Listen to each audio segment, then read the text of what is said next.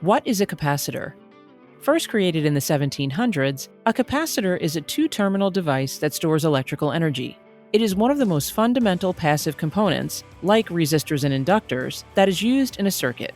Passive components cannot generate energy, but can store or dissipate it. Capacitors are typically used for local energy storage, voltage spike suppression, and complex signal filtering. Capacitors are made up of two metal plates, typically aluminum, tantalum, or silver, and an insulating material such as mica, glass, or plastic, called a dielectric, and two terminals that hook into the electrical circuit. Increasing the size of the plates and decreasing the distance between them will increase the capacitance, or how much charge the capacitor can store.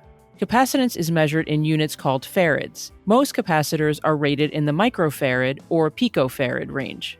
Capacitors have a wide range of uses. Most capacitors in an integrated circuit are decoupling capacitors, which suppress high-frequency noise in power supply signals. Decoupling capacitors can also act as very small local power supplies. They also play a role in AC adapters, converting the AC signals to DC. If you like this information on capacitors, please like this video and subscribe to our channel for more videos. For general information about Radwell, visit us on the web at radwell.com or connect with us on social media.